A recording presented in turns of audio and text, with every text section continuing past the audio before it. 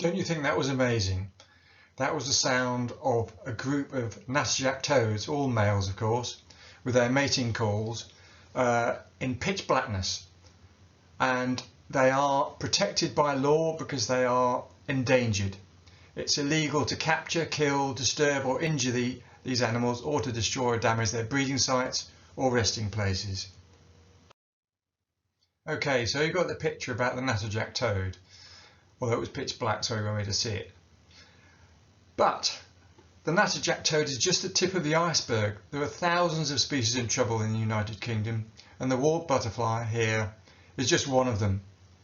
I don't think people probably realise how serious the situation is with wildlife in this country. It really is dire. Okay, this is what I plan to show in my video. You don't have to read all of this slide because, well, I'm just going to talk about them anyway. And before I go any further, I should introduce myself. My name is Nigel Gilligan and I'm a Cumbrian naturalist. And I made this video because of my grave concerns, not only for the state of UK biodiversity, but also that the plans to reverse those declines don't seem to really address the problems. I know I'm going to be controversial and possibly upsetting for some people, but unless we're actually serious about trying to save our existing wildlife, then, well, what the hell? You just have to take this as it comes and assess it as you think.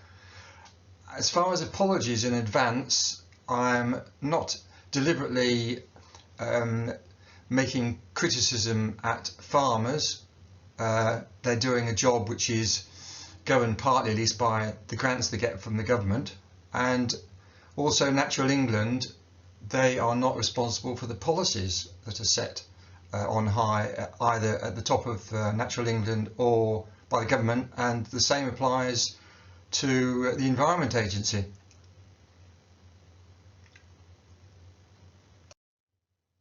Now we come back to this wart butterfly again. It's probably declining due to failing to synchronise with our rapidly changing climate. It's to do with the fact that adults don't seem to be able to survive the winter in inland areas, and they possibly can around the coastal areas because of the milder temperatures. And this species has been on the GB list, red list that is, since 2001, and it's a BAP, that's a Biodiversity Action Plan priority species. In fact, most things I'm going to show you are red listed. I had no intention of actually doing that at the outset of this talk, but it just seemed it came about, and on reflection it does help to give a sense of how bad things really are. And of course there are winners and losers. The rise of the pheasant, which is an introduced species, it's not native, and it serves as a useful income stream for landowners and farmers.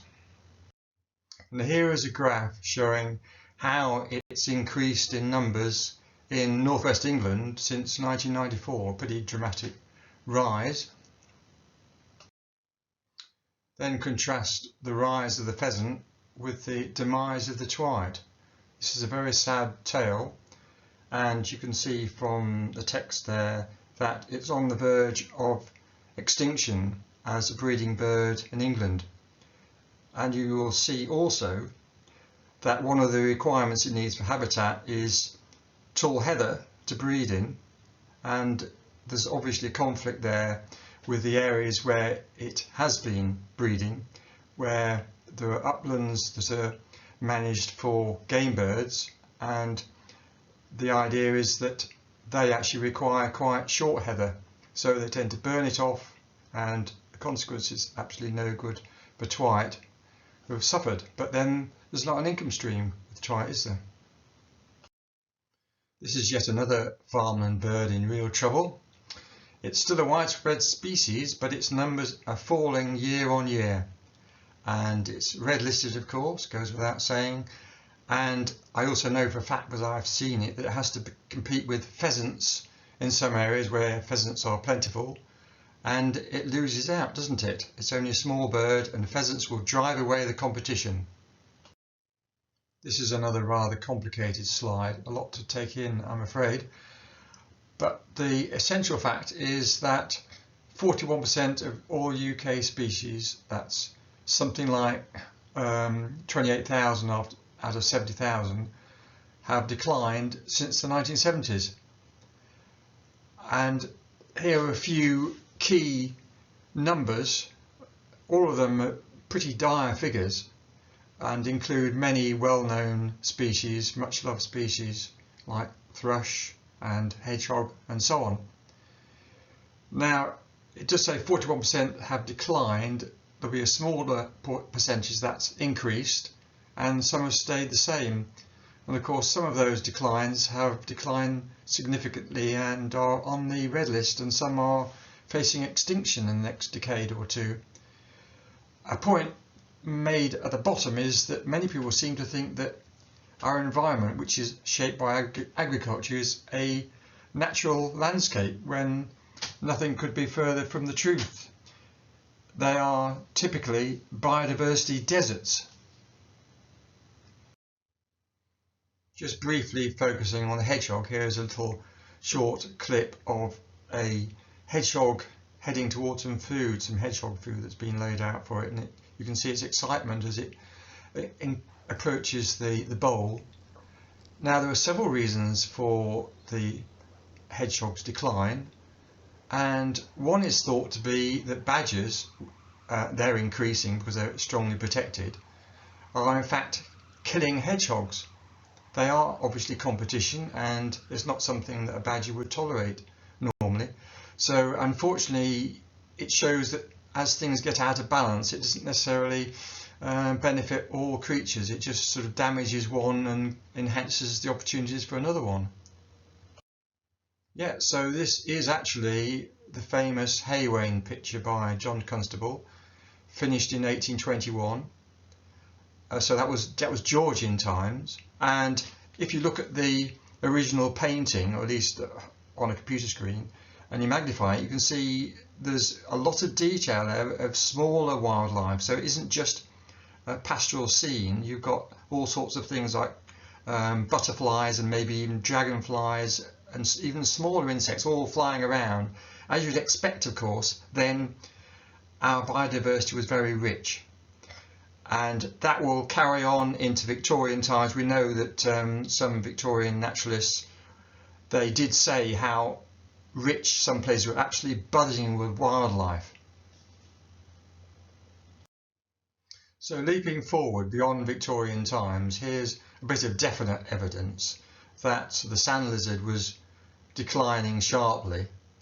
And you can see here with the text that since the 1930s it had declined a lot, and it became a protected species from 1981, and it's really rare now and a highly protected species, and the best place to see it is in Dorset. In fact, this was on a little sandy cliff in Dorset. So just to remind you, the UK has been steadily losing its biodiversity over the years, probably since around the Second World War, and a series of reports have been coming out over the years, and in recent years actually they've become even more frequent. There's almost a deluge of them now, and I would say the language has become increasingly vociferous, but strong, almost sort of verging on the unscientific, in fact. This is certainly an interesting example from 2020. The Natural History Museum, and I quote from their text, the UK has led the world in destroying the natural environment. That's pretty strong stuff. The UK has only got half of its natural biodiversity left, and also comparing with other countries, how come we're doing so badly? Well, in fact, Malta is one of the few countries in Europe that's actually more densely populated than the UK, and also worth bearing in mind that England is considerably more densely populated than any of the other countries within the United Kingdom. So why is Ireland so bad?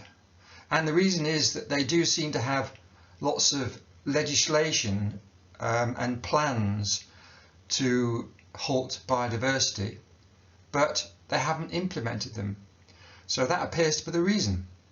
And globally, we are in the bottom 10%, which is pretty abysmal. And Since 2010, when we had the previous biodiversity milestone, when we were trying to stop the reduction, in the last 10 years this has been a lost decade, and it does seem as though it has. Virtually nothing has been achieved, and the main driver for these declines is agriculture, unfortunately. This was a landmark report that came out in 2010, the Lawton report, and it's given the title Making Space for Nature, and I could insert within brackets, and not for us. There are literal and figurative senses of space, and I think both should be considered, and that's a sort of an encapsulation in that picture of what the plans consisted of, in a brief way, to create corridors and stepping stones and so on, to allow nature to expand out of existing areas where it's trapped, and allow it to recover, because it cannot possibly survive in little pockets. It will just die out because of lack of genetic biodiversity and a host of other reasons. Well, here's an interesting quote, isn't it? Boris Johnson in September 2020 said, "We must act now, right now," and so on. And it's unfortunate coming from a Prime Minister who's got a certain notoriety in connection with facts and honesty and so forth. So maybe it's wise not to read too much into this. And it also says it's happening today in the text, but obviously it's been happening for decades. So why the sudden dramatic appeal like this, as if suddenly people realised it's declining? For goodness sake. So I have a slide entitled, "Is this the way forward?" We've got plans that have been evolving in recent years. We've got the government's 25-year plan, which came out in 2018. And then recently we've had the Environment Bill going through Parliament. I'm not sure whether it's all gone through or just bits of it. I don't really keep up to date with that.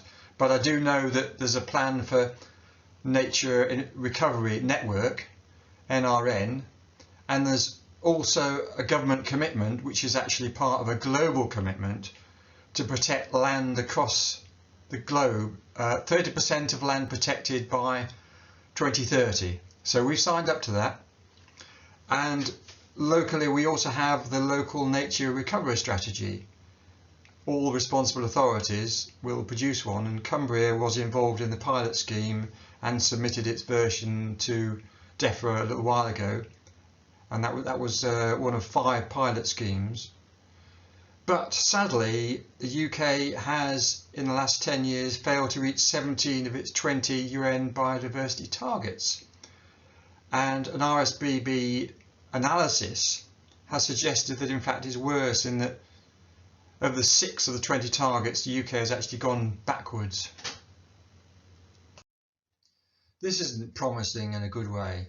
There's been a recent joint communique between the Wildlife Trust, RSBB and the National Trust. That in itself is quite unusual, in jointly submitting a press release. And it does say, Environment Bill broken promises on funding farmers for wildlife. Today's announcement is a huge disappointment. I won't bother to read it all, but it's very much on those lines, that it's a wasted opportunity. And it's unusual to have such a strongly worded critical report coming about as jointly with these organisations. There's some interesting symbolism here, isn't there? This idea about smoke and mirrors. I think I could have used it quite a bit in my talk, particularly towards the front part where I'm explaining where we've got. Dealing with the thing that I mentioned a few slides back about the local nature recovery strategy. And I looked at several of the submissions, normally county authorities, but I thought that Cumbria's, it started with this rather amazing claim, quite unlike the other ones, which were actually quite blunt and forthright about the bad state of their county's biodiversity. But here you have this quote right at the start, as key thing, Fortunately, positive changes made by land managers means that some of these protected areas are now on the road to recovery, and it's actually referring to triple SIs within Cumbria, but I think the pie chart there is pretty similar across England, not specifically different at all. This looks awful, doesn't it? It's upland in Cumbria, and it's an area that is protected because of the heather, which is actually wonderful and extends for huge areas across this the south of the Lake District. But it's been wrecked by management for game birds.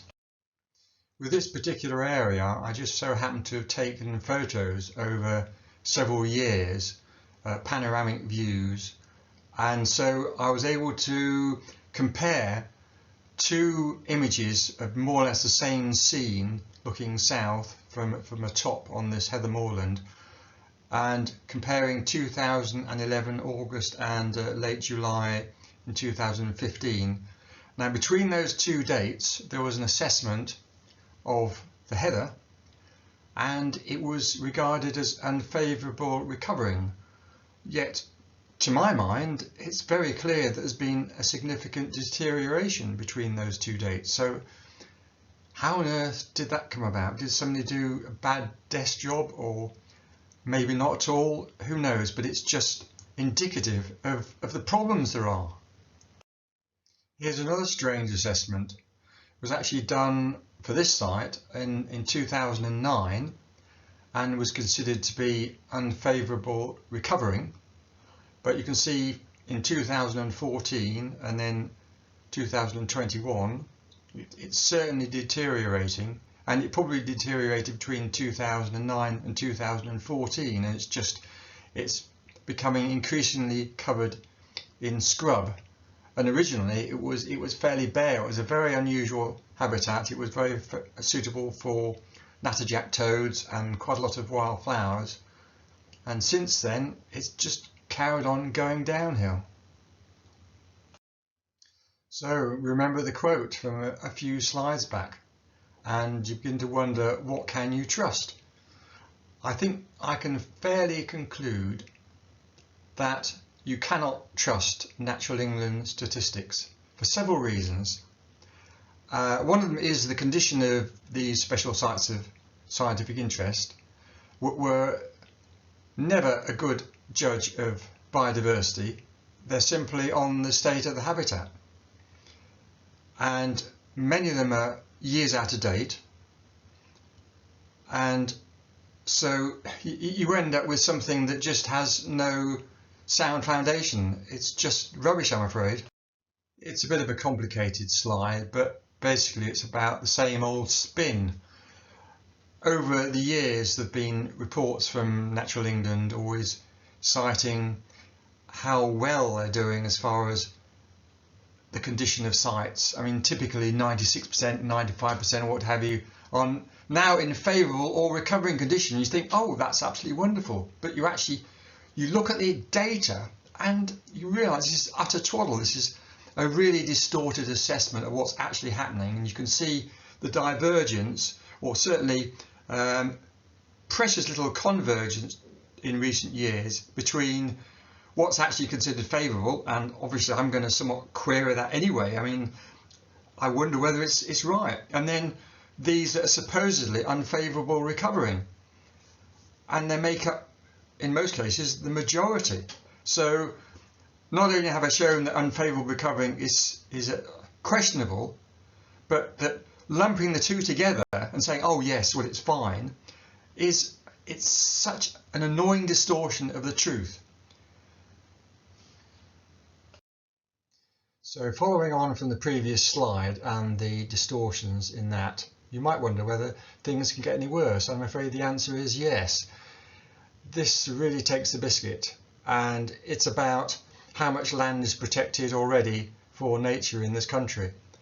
The government have a target of 30%, and that is to do with a global agreement that countries have made to put aside 30% of their land for nature that is protected and managed. And the government have claimed it's 26% already, which is quite astonishing. and it obviously caused some organisations, environmental organisations, to go and verify that, and it turns out that it's 26% because the government has included national parks and areas of outstanding natural beauty, and of course they are not managed for nature. A lot of the areas in national parks are actually managed for agriculture primarily, and is also managed for tourism and so on. So it's an absurdity to claim that 26% is managed when it's including national parks. And in fact, the organisations that did that report found reliably that only 3% of land in England, which is a SSSI or protected area and is in good condition, it's so different. 26% is almost 30%, and 3% is a little better than naught. So it's a dreadful exaggeration. I get the sense that the government think this is some sort of game where they make claims justifying their position, and it's up to independent organisations to call their bluff. But it's not a game. We're trying to save our wildlife, and once it's gone, we can never get it back. Hence, I have a simple conclusion that you cannot trust Natural England's or other government statistics to do with the environment. It's very sad, but you cannot. Unfortunately, Natural England is strapped by being dependent on DEFRA. It would be much better if it was financially independent. And I think that the sort of statistics that come out from Natural England perhaps should be approved by independent experts. Well, this is my view of things. We appear to be polishing and admiring the silverware when some of it isn't genuine, and some of it was obtained fraudulently, and all the while failing to recognise that the house is burning down. I think that sums it up. And I was pleased to see that the RSPB in their recent report, A Lost Decade for Nature, really reiterate what I've been saying in a rather more long-winded way, that all the evidence points to the fact that we're not making progress. Now, in the following slides, I'm going to be going through some of the reasons why wildlife has been decreasing. One of the drivers of the agricultural revolution was the use of synthetic fertilizers, and here is a bag. A typical farm landscape, actually in the south of England, no doubt fertilized and treated with pesticides. There are unfortunately negative consequences from that sort of way of managing land. Now, I'm not a chemist and I don't understand the details, but essentially we've screwed up the natural nitrogen cycle by the use of fertilizers, and also nitrogen from other sources such as industry and traffic.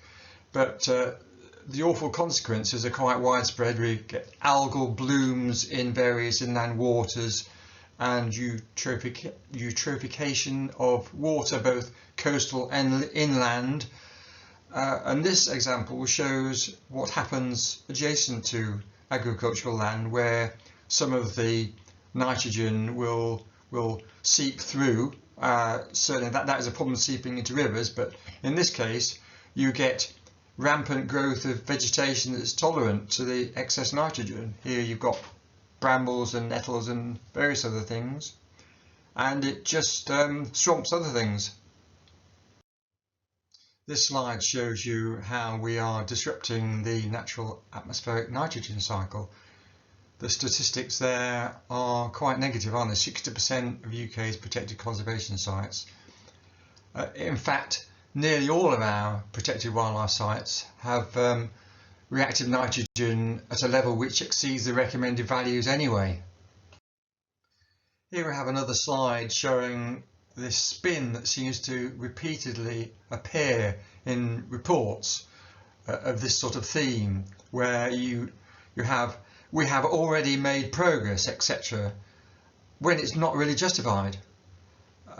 This is the subject to do with ammonia emissions, where they've supposedly fallen since the 1980s, but in fact, as you can see here, a recent report by the Royal Society revealed that in fact there's flatlining and small increases in ammonia emissions due to reversal of the trend in fertiliser use, increased slower spreading and an increase in emissions from dairy cattle. And on the subject of slurry, there are various guidelines, quite complicated guidelines as to when you should do it and where you should do it.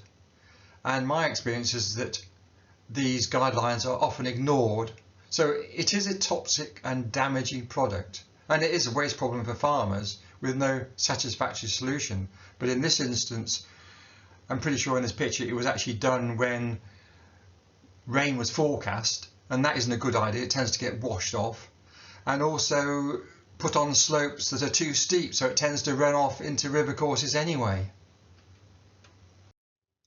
And my concerns were justified, because there was an instance where slurry was put on a field when it was going to rain and there was a lot of runoff, and it went into a ditch where there's regularly been frogs spawning every spring, and there haven't been any frogs spawning there since. So there you have an example of what happens. It is really damaging. This is a really terrible example where slurry has been spread, in fact just dumped thickly on the edge of a field where the ground slopes down to what is in fact not just an ordinary nature reserve, but it's a national nature reserve, and it was certainly an offence, and it's unlikely that the Environment Agency will prosecute. It's quite clear that they're short of funds. Unless there's something really serious, they'll just ignore it. Following on from the previous slides showing grassland, this particular sort of grasshopper, the meadow grasshopper, really only thrives on unimproved grassland. Well, of course, we know that grassland doesn't go from improved generally to unimproved. It goes from unimproved to improved, and therefore you'll get a decrease in the good habitat for meadow grasshoppers, and inevitably they will slowly decline, as is shown in here.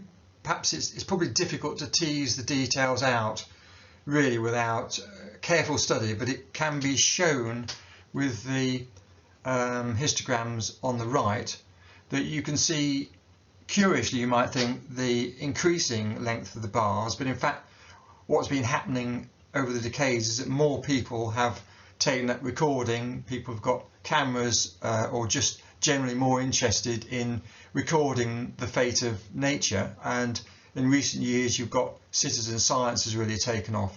So you would expect the histogram to have taller bars, and that's exactly what's happening. And so you'll suddenly think, well, hold on, why has 2010 to 19 decreased? That's probably because it has decreased. In this case, I've made a sort of comparison between all the records for meadow grasshopper, which is on the left, and then records taken from recent times, say from about 2010 onwards, and you can see that since the dots are pretty similar size, it almost certainly has shrunk away in some areas. In other areas it's probably pretty widespread, but it does indicate that it may well have dropped in numbers and distribution. And here you see a very curious sight. What appears to be a beetle, in fact it's a dung beetle, impaled on a barbed wire fence. In fact, you couldn't really do that unless you did it very deliberately. So it was very unlikely to be done by a person. It's a very remote place, and it almost certainly was done by a red-backed shrike. Well, these birds actually are probably just about extinct as a breeding species in the UK, but you do get migrants passing through, and so that it probably explains this particular incident that I found. And you can see recent, say last 10-year records of red-backed shrike. In fact, mine is still accepted as a plausible record on the west coast of Cumbria. You can see how rare it is even as a passing migrant. Climate change is quite an important driver of biodiversity change, generally declines, but not necessarily, in that it can cause conditions to be more suitable for some species, which will then migrate northwards, and equally you can get species dying out where it's getting too warm or too dry or what have you. And then there are other changes which are inexplicable, may well be associated with some aspect of climate change. Climate change in birds, I rather like the quote, "The losers are losing faster than the winners are winning." But these puffins are in difficulties for various reasons, thought to include overfishing and pollution, and also rising sea temperatures, which of course is climate change, and this is causing the sand eels to move north. Another species which is affected by climate change, it's a recent arrival from the continent, and in the UK it hasn't really got any competition for nest sites, since this bumblebee, as implied by the name, actually nests in holes in trees, whereas normally in the UK they make nests in deep undergrowth or actually underground. And so it hasn't really got much competition, and it's thrived and moved northward. This is one of a group of flies that are called tachinid. They're fairly distinctive actually, and they parasitise moths and butterflies. It's all part of that balancing mechanism that keeps things from becoming out of balance and too many species of one sort and not enough of another, and so on. So it's a clever system, this parasitisation. And in this particular instance, I didn't think it was actually a normal sort of housefly. I knew it was different, and I took a photograph, and it's almost certainly the first one recorded in Cumbria, but it just is another example of things spreading northwards. I think probably everyone can name this one the small tortoiseshell butterfly. But what's the connection with the previous slide of a tachinid fly? Well, the explanation is here.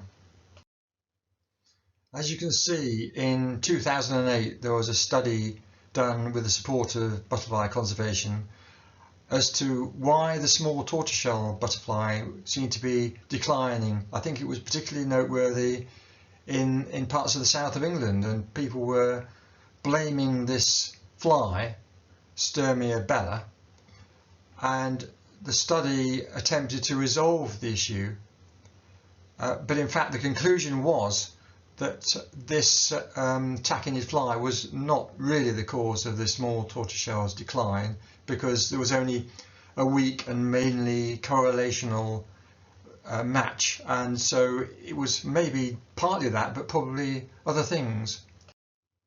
And here you have a depiction across the UK of what appears to be happening with the small tortoiseshell, where you can see that the cool colours are indicating declines, particularly in the south where this effect was noted. In fact, in other places there are warm colours where it's actually been increasing, so it doesn't really make sense if this fly is simply moving north. It's not that. This is a really distinctive harvestman, and it's got this sort of crown of thorns on the top of its turret, and not really possible to mistake this with any others. So I think it's probably fairly reliable that it appears to be declining. There are less and less records of it, and it's particularly apparent in the southeast of England. But I think the evidence is that actually it's declining more widely. So trying to help you interpret this, on the left we've got the spider recording scheme, and it's combined various times, say pre-1980, 1980 to 1991 and 1992 onwards, with crosses and dots. And you can see that in the southeast you've got a prevalence of crosses, implying that it's sort of pretty old data. What I think possibly is more helpful is actually looking at post-2010 data, which shows you really quite how sparse it's getting. So it does appear to be decreasing, not just in the southeast where it's fairly obvious, but in other areas. You compare the left and right pictures across the board in parts. So this is where it gets really contentious, I think. Some people might well be a bit upset by some of the facts which are going to be presented. But I think it amounts to a new and disturbing factor in wildlife declines. And sometimes disturbance and damage overlap, but I'll try and separate them. So how is disturbance linked to the Environment Bill? Well, in the Environment Bill, there are plans for the Nature Recovery Network as part of a wider public goods justification, increased access to the natural world, and you'll see a note about public goods at the bottom of the slide.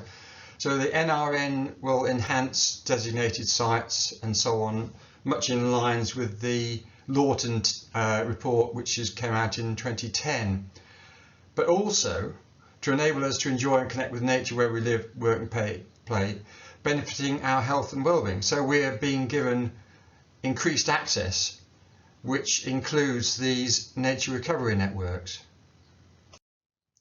Here's an example of public access, really free for all, unfortunately, on a site of special scientific interest. Trail riders are charging up and down on their small bikes, creating quite a bit of disturbance, noise and smell, but it would appear to be part of the new wider public access agreement. Here we have an example of a local nature reserve on the edge of a town. It once had a life as the site of an ironworks, but then it became slaggy and also ultimately a nature reserve. So does Milham Ironworks serve as a good role model? Well, going through these points, it is a local nature reserve, but it's actually part of a larger site of special scientific interest. It isn't actually, unfortunately, managed. The joint owners, both councils, don't have a budget to spend on the reserve, and they don't want to appear to be involved in any way.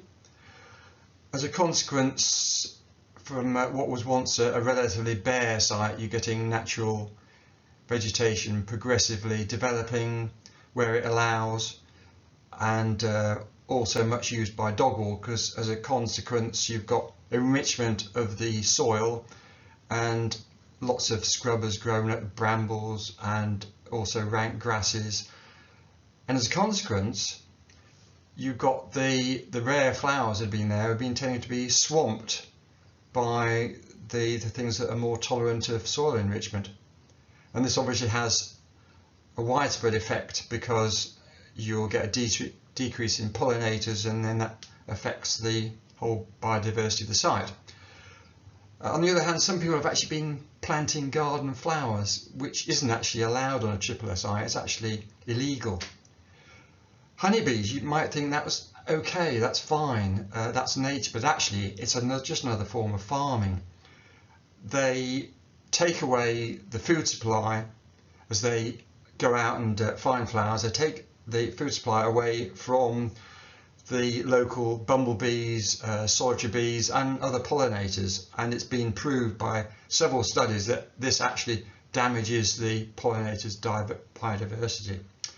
And as a consequence, you've also, because of the heavy use of the site, got littering and damage to things, trail bikes and quad bikes charging up and down, and disturbance by those people, and in fact everyone, dog walkers, to ground nesting birds. And there was once a decent population of natterjack toads there, and it appears in the last year or so that they've entirely gone. So you could say it is an absolute disaster. So you've got a little picture there of a trail biker and a picture of a honeybee. It competes with potentially up to 250 species of solitary bee, and as I said before, take their food. I've got an example of greater reed mace, which is planted in a natterjack toad pond, which is entirely unsuitable. We have Japanese knotweed is being allowed to grow.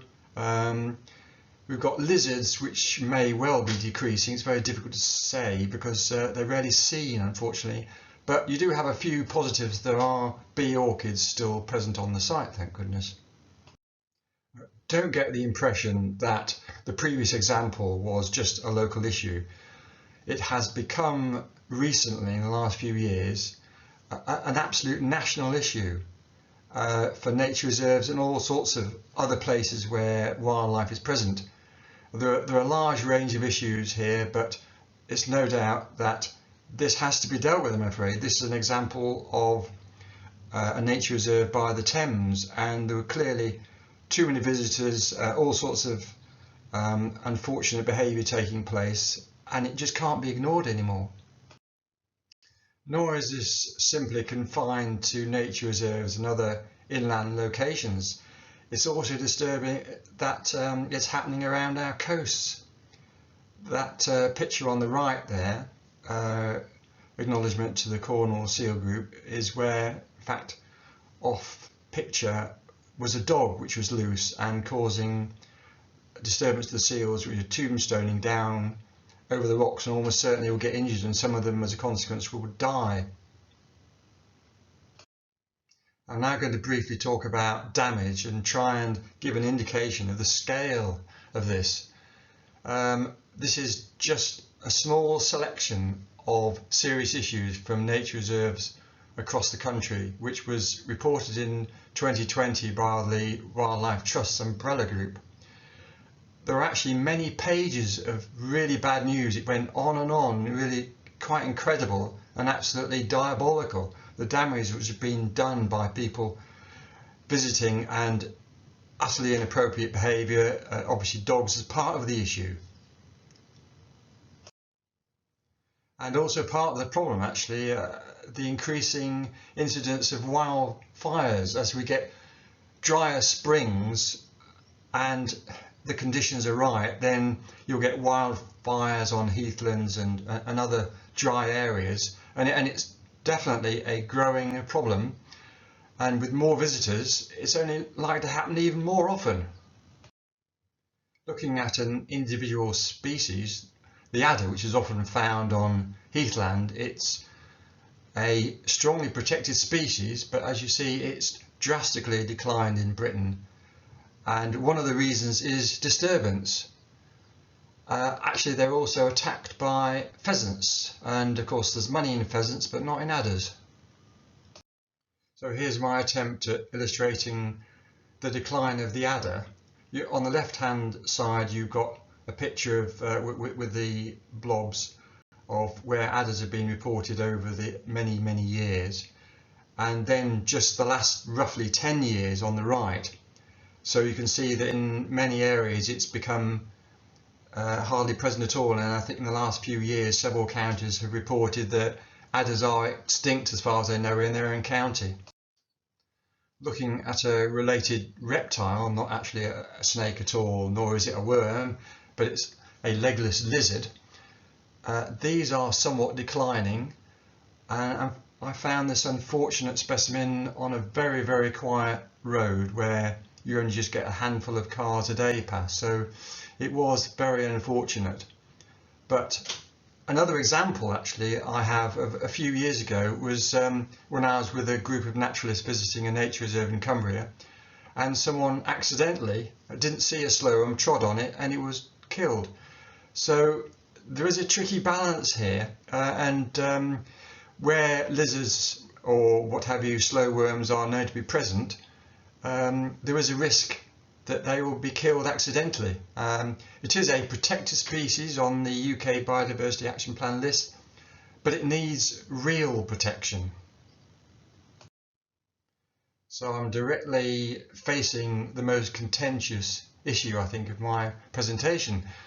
I dare say there'll be howls of protest from some people, but these comments are based on science and observation.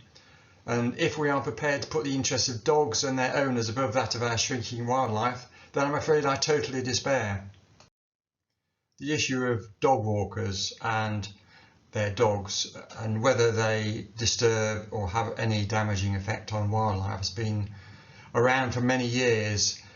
And I think because it's regarded as sublethal normally, rather than say attacks by dogs on livestock, it's been suppressed or just sort of ignored, but the evidence has been gathering, definitively, even from 2007 by this Royal Society report, that dogs do damage nature where they go through areas which are sensitive to it, and that includes woodland, where there'll be woodland nesting birds, ground nesting birds, beaches and so on. It is definitely a negative issue. This is an interesting compilation from some websites across the country, not just in Cumbria, of what the advice is for dog walkers. So you obviously have to look at the website to even see what it is, and probably most people won't bother. But the range of advice offered by nature reserve owners varies from one extreme to the other. I'm sure that dog owners don't normally consult websites, but you could say from this aggregation here that the situation is utter chaos from one extreme to the other. And my own observations are that dog walkers routinely ignore advice to keep dogs on leads anyway, and asking them to comply is not productive. I have tried it. So I'm going to attempt to draw together all the strands on dogs in one conclusion here. But what I haven't mentioned in the slide is the fact that there's been a huge increase in dogs in recent years particularly. And they're now up to about 12.5 million, and about a third of households in the UK actually own a dog. Dog feces are not a problem you can simply kick into the long grass, and any attempt to belittle or shrug off the compounded effects of the issues listed here would be a grave mistake. Dogs do disturb wildlife by going off paths. They actually reduce bird species in abundance in woodlands. That's real numbers. They disturb ground nesting birds in open country, and they also chase overwintering birds on beaches. Don't you often see on a beach the dog chasing things? But some of these birds in the winter are only a meal away from death. And then you've got the issue of dog feces and actually urine alter the soil characteristics, which cause an increase in species tolerant of enriched soil. You've got reduction in species which prefer nutrient poor soil, which is generally rare species, and certainly it affects many plant species. We've got the issue of dog feces can cause illness and even abortions in cattle. You've also got uncollected plastic bags, and another not well known issue is to do with dogs treated with flea control. Going into ponds, as dogs love to do, they're actually contaminating the ponds and can actually damage or kill the aquatic life because of the ivermectin present. And they also can, of course, when not under control, attack ponas in cattle which are used as management on reserves. Dogs can simply reduce other people's enjoyment of nature by rampaging around. Not everyone loves a dog leaping up at them and having their dragged claws across their clothes. And an NFU mutual study recently showed that dogs are very often not under control on farmland as well. And this also applies to coastal lands where there's informal protection by wardens of bird nesting sites on remote bits of beach and headland, and when wardens haven't been present, the birds have left because eggs have been trampled and they've been just totally disturbed. There's just rampant disturbance across the country. So I think one needs to ask, what is actually the point of a nature reserve? In our canine-centric culture, I wonder whether dog walkers care for nature at all. They just want green spaces to take their dogs, and nature reserves is just a convenient solution for it. At least at RSPB Leighton Moss, the birds come first by restricting dogs to a simple through route, which happens to be a public footpath, and clearly banning dogs elsewhere. Fortunately, it does work there. This is a shoveler duck which is amber listed. As I've said here, I don't think nature recovery will work unless we actually put nature first. At the moment, we're not. We're giving with one hand and taking away with the other. Here are a couple of examples of what's been done, clearly signing outside nature reserves what the situation is, and let's hope people observe them. But the one on the left is a good start, and actually saying it is a haven for wildlife, and dogs kept on short leads at all times, what I think is even better, I'm afraid, whether you agree with it or not, is a nature reserve that actually does not allow dogs, and it also points out that you should be quiet and not disturb nature either. I think this is an interesting example, actual lack of disturbance, where wildlife and nature reserves are actually better for not being disturbed or hardly at all.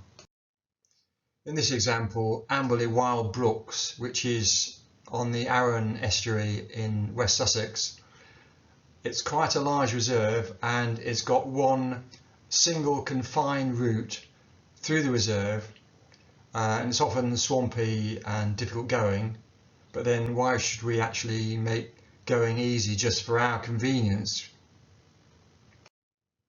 Here's an example of a grass snake. It's the UK's largest snake. It's perhaps not terribly obvious. You can see in the main body, but up towards the top right you can actually see two yellow bars on the head, like chevrons pointing upwards. So that's the head, and it is a protected and priority species. Such places as this are absolutely brilliant, ought to be for nature, not really for us. This is a nice example of something we don't see in Cumbria, the marbled white. Quite a widespread species, but confined on the whole to the south. This in a strange way does sort of sum up my view of this nature reserve, Amberley Wild Brooks. The wildlife was something special. I didn't find anything particularly notable or rare, but it was so rich and so absolutely buzzing with it. There are just so many things to take a photograph of, and here you are. I've taken a really messy shot with umpteen things all at once, and of course it doesn't work, but it does show you how rich it was. Another reserve, perhaps not quite so special as Amberley Wild Brooks, but RSPB Arn is pretty good. It's got many broad routes through it. I think there's some constraints on dogs just confined to one area where there's a track through. I would say that the biodiversity richness was definitely less than Amberley Wild Brooks, but it's still pretty good, and there are some rare species there. One of those species that's rare is the silver-studded blue. It used to be much more widely distributed than the map on the right shows. In fact, in Victorian times and somewhat later, there are credible records in southeast Cumbria, but it has sort of shrunk away to just the sort of ideal locations where it can hang on. Another separating subsection dealing with lack of the right sort of management, and sometimes that's caused by lack of funding. This is a very telling graphic. It depicts Natural England expenditure over the years from 2006 to 2020, and you can see the drastic cut in their budget in 2010, which has subsequently been made even worse by the fact that inflation has obviously increased and the budget has, if anything, decreased. Here's an example of an important lowland raised bog. So there are probably hundreds of thousands at least of tons of carbon locked up in such landscapes as this. But here you can see that rhododendron does need to be removed. It's not a native species, it should be got rid of before it does further damage, but Natural England budgets for those sites where they actually own have not allowed them to get on with this work. Explaining this picture, I'm showing where I'm actually talking about by the little map on the right, but the other map shows with the pale areas where significant removal of trees is planned by Natural England because they've got some money to be able to do it at last and preserve the integrity of this important reserve, which locks up huge volumes of carbon, and it's also a precious and rare habitat. But despite the urgent need to remove the trees to protect the integrity of the mosses, I'm afraid there's been vociferous local protests and the work has been delayed. There are nice things to see on this nature reserve. This is a green hair streak, which is red listed though of least concern, and there's at least one small colony of green hair streak present on the reserve.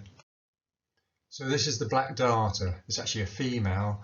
The male is all black, and it's the UK's smallest resident dragonfly. It has unfortunately seen a general and significant decline over the past 50 years, particularly in England. This is due to reduction in boggy habitats, bog pools, which have become more ephemeral because of climate change, reduction in peaty areas and so on. It's been red listed since 2001. This is a real speciality of boggy areas. The large heath has declined seriously in England and Wales and is now a UK BAP priority species. Now here's a royal fern growing over the edge of a boardwalk which is going over a particularly marshy area. Royal ferns were once fairly widespread and common in the UK in suitable, obviously wet habitats in Victorian times, and much collected, and I suppose with areas being drained, far less marshy areas, they have declined, and they're still declining, and they've been red listed since 2001, but the numbers of royal ferns I've seen do seem to be increasing on this reserve. Here's another red listed species, bog rosemary, and declining. It goes without saying. Its habitat has declined greatly in the last 50 years through drainage, peat extraction and afforestation. Skullcap. This has declined in England as a result of drainage and habitat destruction, and red listed since 2001. It's interesting that it's pollinated by long-tongued bees, which aren't exactly common. The garden bumblebee is an example of one with a long tongue, but they don't all have suitable tongues to get into this flower. The common name refers to the resemblance of the flower's shape to miniature medieval helmets. Just to quickly conclude on my comments on the DUDDON Mosses Nature Reserve, the Lawton report in 2010 advocated more and bigger nature reserves, but there are no plans to increase this reserve, and of course it's one where it's constrained by the terrain around, by farmland and topography, and it's not really suitable to increase its size. Looking briefly at another nature reserve in Cumbria, I've made this comment: a slightly disappointing site because the bracken is so dominant and widespread, and over many years it's just swamped other plants and reduced the biodiversity. But it's got a long history of being overgrazed, and this is the result of mismanagement. As an example, on the left we've got a broad buckler fern in a wooded area where bracken doesn't tend to be rampant, and that's quite interesting and quite okay. But more widely across the reserve you've got the rampant bracken, but you can actually see in the lower part of that right hand picture where bracken has been cleared as a result of management that's now taking place on the reserve. We have to see what happens next. There are actually some interesting species that can be found here. I don't want to sort of make too much of a slur on its usefulness as a reserve. In the tarns, or at least in one tarn, there's supposedly some medicinal leeches, which are quite a rarity, and in the damper bits by tarns there's round leaf sundew, which is one shown here. This is a carnivorous species of flowering plant, and it's been red listed since 2001. The small pearl bordered fritillary. It's been a UK BAP priority species for some years, and it's undergone a severe decline in England. This is a female minotaur beetle. The male is much more distinctive, with long horn-like projections from the front of the carapace, hence the name. The female has a much more muted appearance with only these small triangular shaped projections. I think it's only relatively recently turned up in Cumbria, but despite that, overall it's not doing very well, and it's nationally a red listed species. Now this, is in contrast, is an excellent nature reserve, particularly for flowers you want to find in the spring. But I've made this slightly odd comment about it not being perfect because, well, the reasons will become apparent in a few slides. Sea holly, found in mobile sand dunes and occasionally on shingle, and red listed since 2001. It's no relation to the holly, you might wonder that. And also on lower right you will see draped along the ground is some sea bindweed. This is also red listed.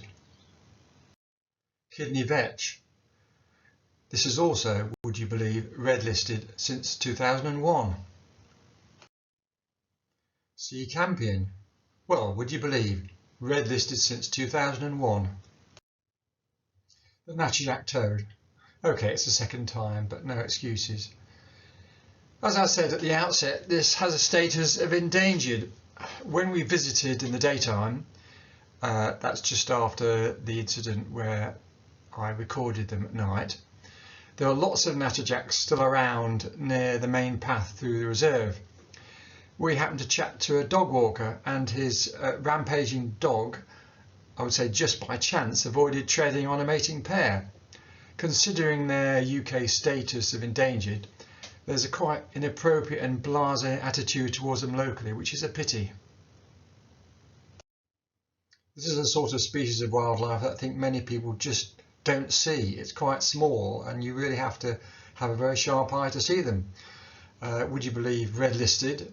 This little fly is called a coastal silver stiletto, and you can see it sitting in this niche in a small ridge of sand, and that's how it intends to ambush prey, and they'll pounce on whatever happens to pass by.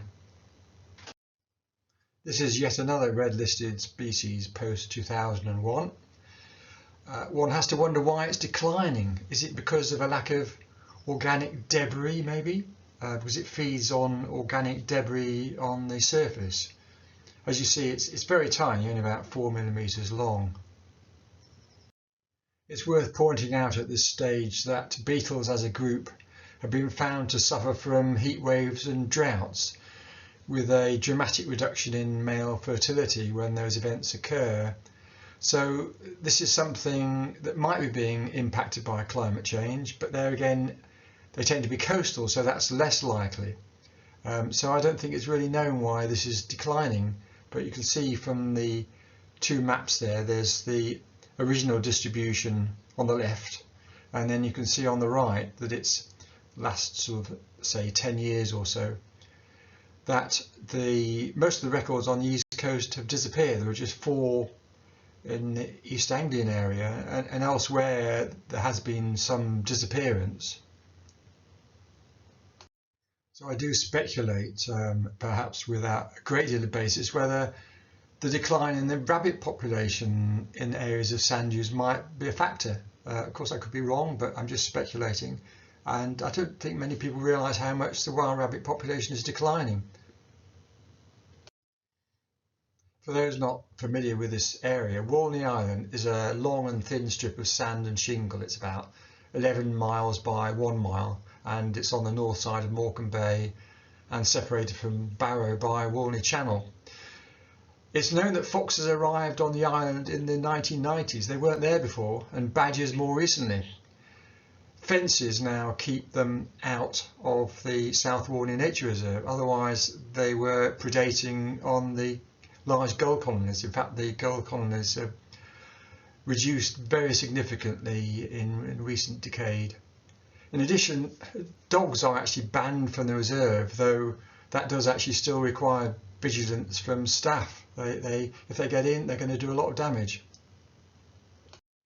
I think this is the most amazing example of camouflage I've ever seen. So if you watch in the centre of the picture as I zoom in, you'll see the spider gradually emerging, and the spider obviously needs a very specific sort of habitat, really low vegetation, and it's virtually perfectly adapted in this particular case to the variations in the colour of the individual grains of sand.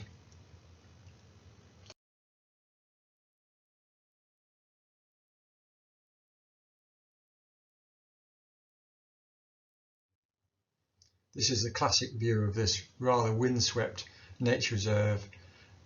in the south over the Lake District projecting into Morecambe Bay. It's a great example of what you can keep if you don't overmanage or interfere with the site too much. As you see, it's been a floral hotspot for over 100 years. The only improvement possibly could be if dogs were excluded, because as it is they potentially contaminate the land by increasing the nutritional level, which of course causes problems for rare flowers. Here you can see two old maps, one in 1850 and one in 1890, and the differences really are due to the way the cartography is presented. The wood and the open land basically the same, so it's a remarkably unchanged reserve. I did by chance happen to find a couple of examples of this most extraordinary beast. It's a fly, and it's got a very small head, and it's also got a bulging abdomen with some dents in it, and I reckon that the dents are caused by the fact that the abdomen had lots of eggs in it, and it's actually laid its eggs and it's no longer distended, and hence it's slightly collapsed. So these eggs obviously hatch out into larvae, which then hang about on dead wood, and when a spider passes they try to climb up the spider's legs and eventually enter the abdomen through any cracks they can find, and then once inside they'll eat the inside out. It's not quite as simple as I've just made out, because it's not just any old spider that will do. It has to be one of a small number of select spiders, some of which are quite rare. So it's just another example of how complex life is. I've attempted to show here how rare and unusual this black-rimmed hunchback is. So we've got the map on the left, which shows recent records, and in fact it's only in the last 5 years in the UK there have been just 7 records on the iRecord system, and 3 of those were in Cumbria, and 2 of them are mine, and all the rest were down in the Greater London area roughly. And there's more information on the right where it shows you its changing distribution over the years since about 1970. It's just basically contracting and collapsing, because the orangish colours are the only ones that are recent, and the grey is the oldest, and then the blue is sort of middling, but you can see how it's just fading away for unknown reasons. So on the same day I found the black-rimmed hunchback fly, I also found this sulphur beetle, quite an incredible little thing, rather striking, and yet another red-listed species. In fact, this sulphur beetle had been found before at Humphrey Head on a couple of occasions a few years before, but otherwise it's found in dry places, as I've said, mostly sand dunes, but chalk down. In fact, these were limestone cliffs in Cumbria, but it's got a very limited distribution, not quite exclusively coastal though. I think most people would recognise this as some sort of wasp, but it's not your ordinary social wasp. It's one of a group called digger wasps, and this is a male, and you can see it's got this rather strange attachment to its front legs. It's got a large plate on each tibia, so one would think it uses this to dig, wouldn't you? But in fact not so. It's the female that does the digging, and she doesn't have any plates on her legs, and it's not actually known for sure why males have this appendage. It's very strange.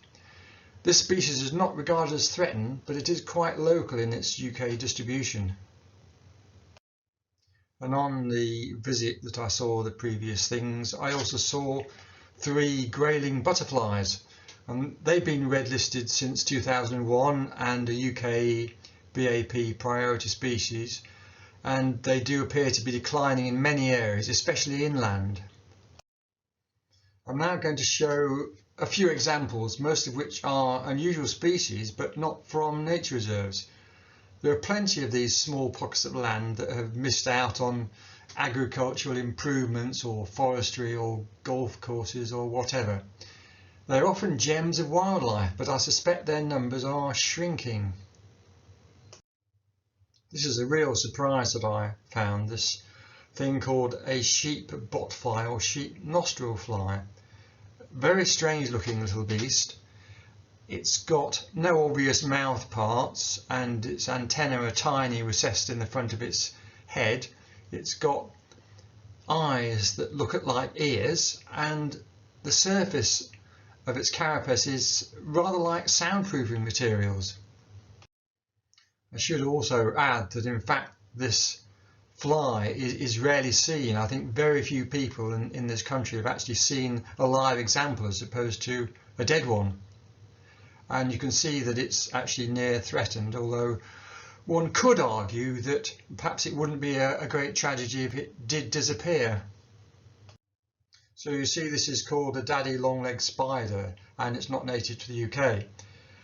And it's an exception to the comments I made before, in that it was actually found not in a sort of wild place, it was actually found in our bath, in our house.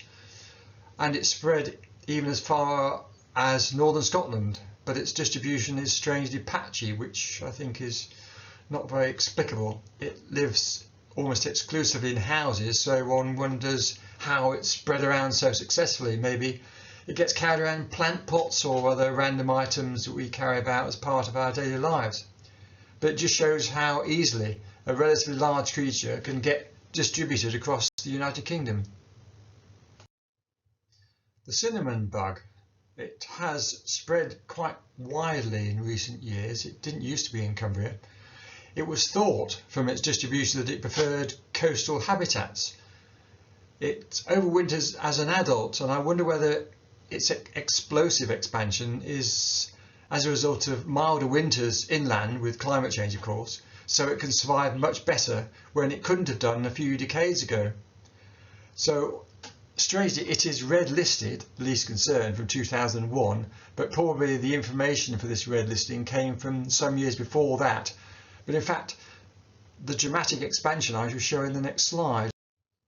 And here you can see 20 years ago on the left how limited the distribution was, with just a few coastal places in the south of England and around the Welsh coast.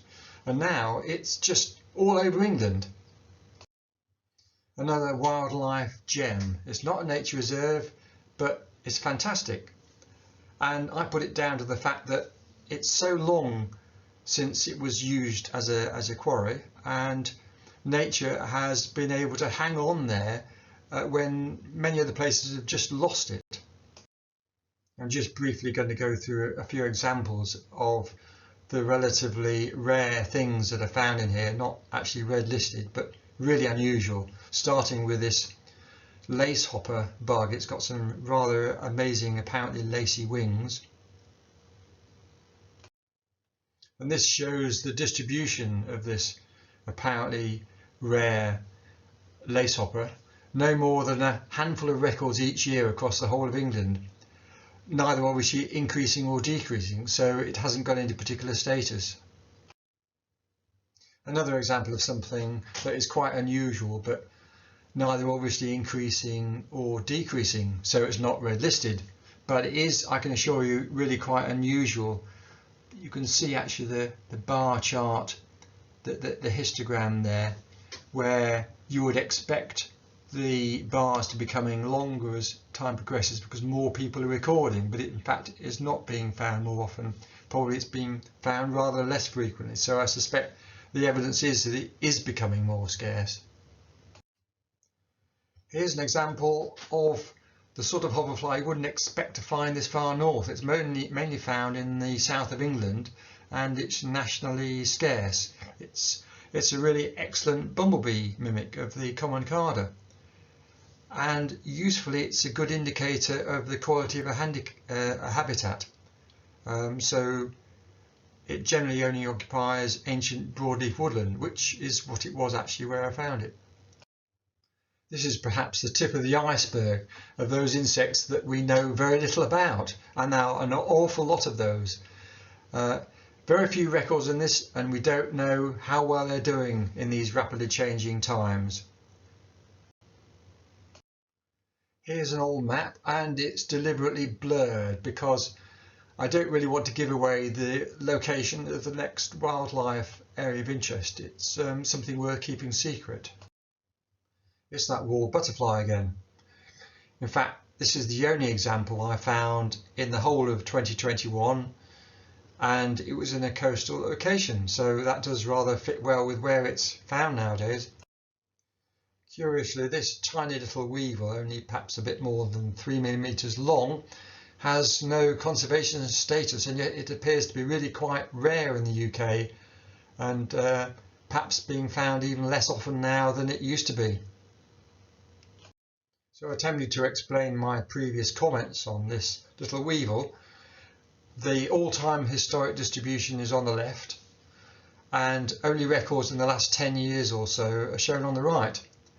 But there is certainly a lack of data, so it makes conclusions difficult, but you can see that many of those records in England, in the north of England, are actually 100 years or more old. Some are only about 50 and some are as old as 150 years. Here's another location that one could say is a bit of old England. It's an old garden which was probably never intensively managed, and in many places little disturbed over decades, dating back to at least Georgian times, and it's retained an amazing variety of species, partly enhanced in Victorian times by the exchange of ferns around the UK with other enthusiasts. I know that because of the history of the resident that used to live there. This is an example of one of quite a lot of special species I found in the old garden. In the last 10 years or so, there have only been a handful of records from northwest England, southeast England, and the extreme southwest.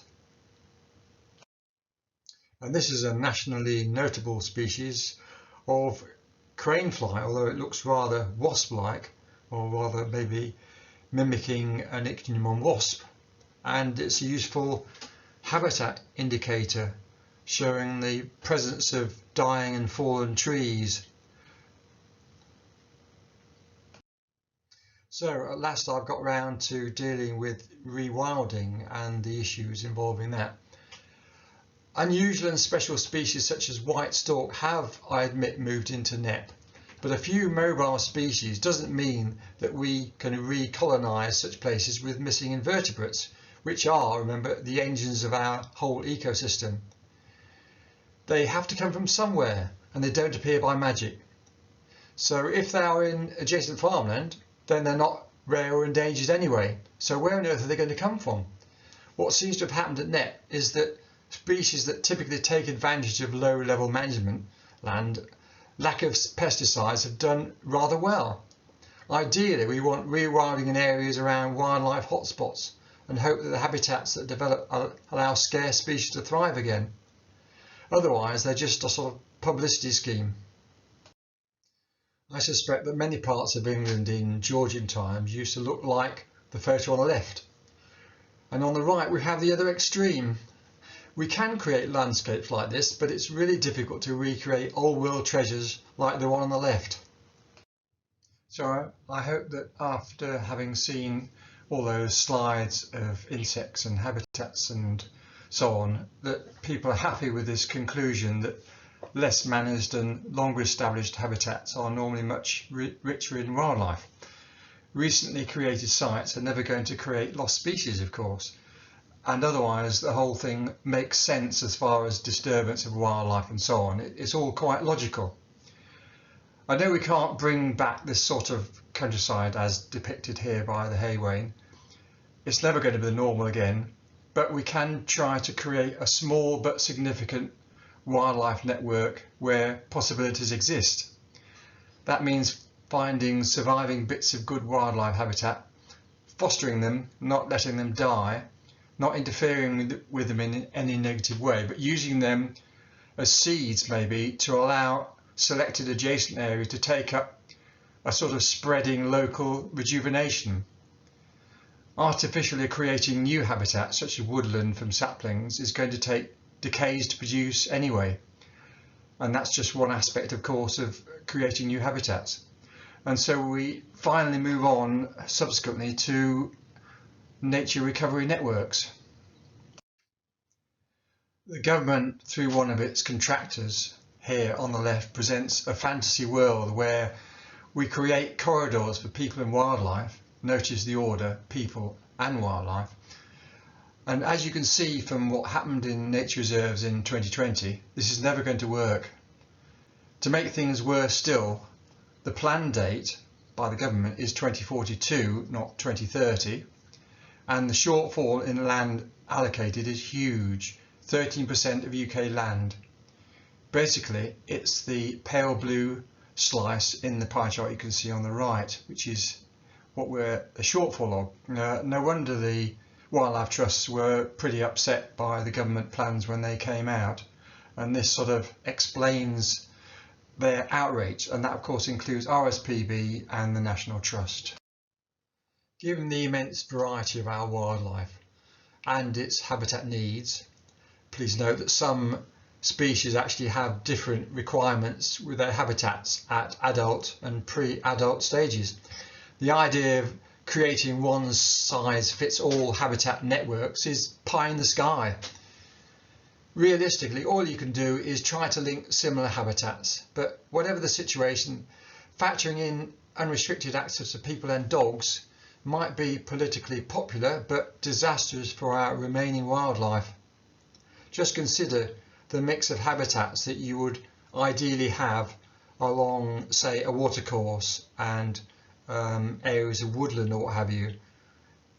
It's just not going to work. I'm sorry, but it isn't. I've got to the stage of just trying to wind up my presentation with a few final slides, and I've got a whole load of important issues there that you can read at your leisure, but it shows the distortions of fact and completely erroneous facts, and the failure in some cases, say, such as addressing the issue of ammonia and nitrogen and increasing visitors and intrusion into wild habitats where species have tried to get away from people, and we're just sort of invading their space anymore. We're not making space for nature. This is just a con. Maybe we need nature sanctuaries, not nature reserves. I do think that organisations such as the Wildlife Trusts and RSPB need to come off the fence about the issue of dogs. I'm well aware of birders and other naturalists being increasingly concerned about the issue of dogs. It's just gone rabid recently. I do think we need some sort of wildlife champion that's standing up for nature, whatever, fear or favour. And we do need urgent resources directed towards organisations such as Natural England and the Environment Agency. But I do wonder whether there's actually enough space for us and nature in this country. Do we really, as a community, want to save our wildlife? Because I think the plans are going to be a failure. So, putting everything into a nutshell, the UK has led the world in destroying the natural environment. Half of it has now disappeared, driven by agricultural policies. We are now damaging the remaining half, but this time the driver is human interference on lands where we ought to be giving space back to nature. Instead, we are robbing nature of its remaining refuges.